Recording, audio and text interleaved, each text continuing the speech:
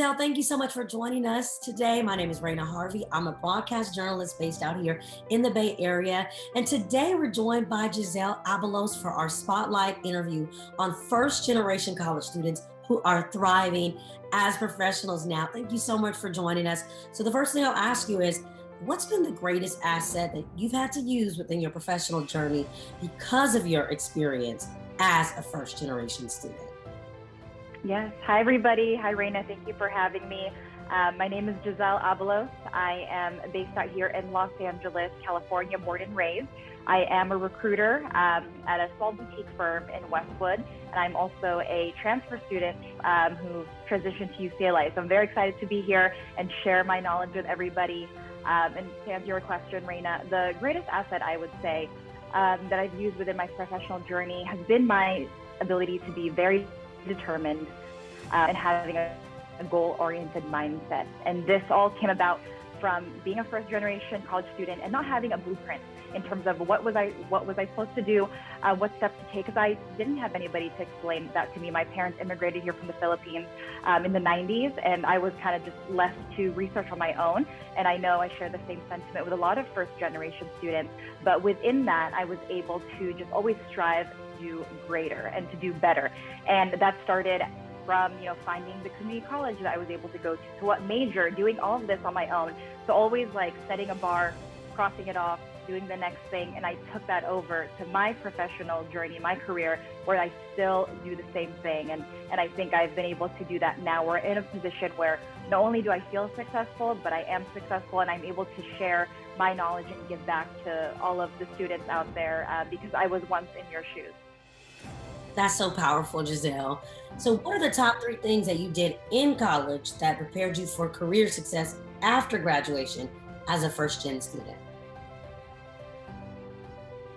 Yeah, so I would say the first thing is to work if you can while going to school, whether that's a student work position. I know a lot of the UCs, cap it at 20 hours a week. I was always working. I started my first job when I graduated high school.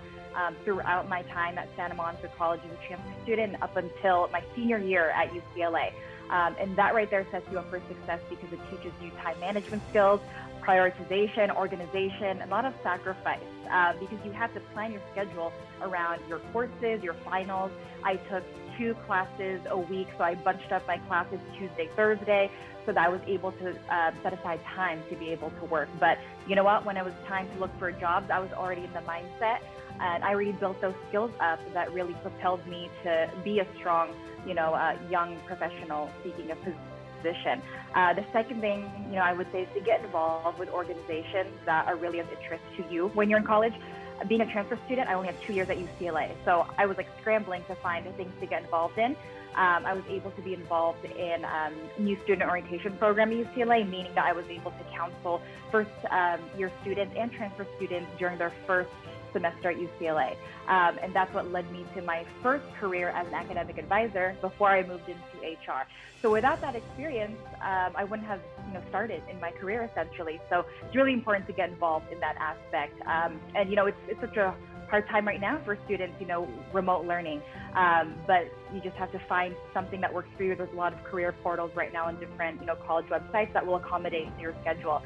The last thing I would say is reach out for informational interviews during your time in college. Again, as a transfer student, I only had 2 years to even figure this out. So I did all of that my last year, kind of scrambling, but I was able to do it. And it really gives you an opportunity to see different career paths that you might, be interested in.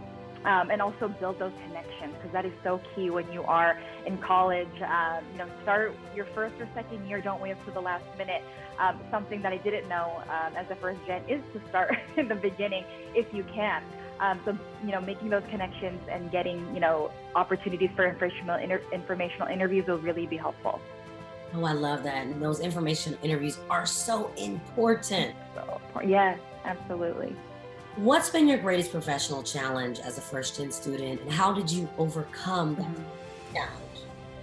Yeah, I would say imposter syndrome. That is a thing. It is, especially also as the eldest daughter of an immigrant family coming here, without the blueprint, without anything.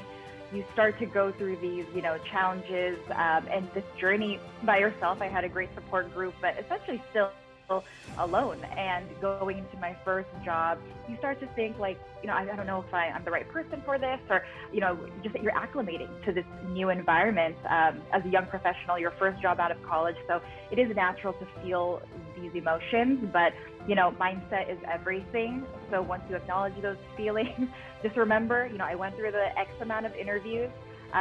They chose me. I deserve a seat at this table, and just continue to learn. Be an active member of your team. So asking questions if you're not sure. You always want to continue to do better and learn more. And when it's your first position out of college, essentially you don't know as much.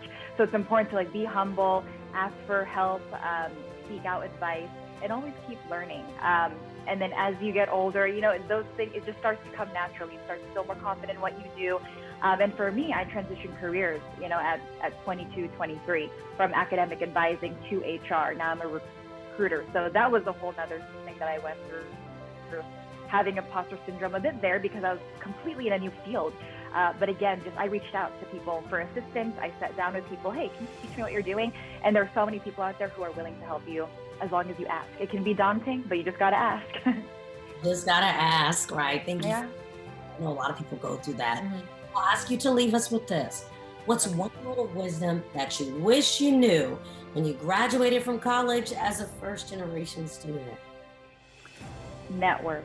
And I feel like that's been a theme this last year with the job search, as people are starting to realize we don't have, well, at least back in 2020, just the physical ability to meet up with people for coffee, to do lunch, etc. Now everything is behind the screen, but there are still many ways to network. And that is something that I wish I knew earlier in my time as a college student, even in my career. Now I network like crazy. I'm also a recruiter, so it's very natural for me, but that was something that I didn't know to do back then in my first or second year. And you don't want to wait till the last minute to network, because then the energy is gonna be different. It's gonna be obvious that you're rushing and you're trying to just cross the the list. But it's important to build those genuine relationships, and by starting early, you're just gonna build yourself up for success. And again, it can be daunting and a bit scary to network. At the end of the day, the worst thing they can say is no, and you're gonna find someone else to help you. And those opportunities are going to lead to mentors, professional or personal, in your career, and that's just going to lead to more opportunities. And I'm a mentor right now to a few college students who've reached out to me on LinkedIn, and they tell me they're interested in a specific position that might not be my specialty, but I know somebody who is in marketing who is excited to give them 20 minutes of their time. So that's why you just never know what doors might open when you start to network. That's excellent advice, Giselle. Thank you so much for taking time out of your day to join, sharing with us these gems. Thank you. Of course. Thank you for having me, and good luck to all of you.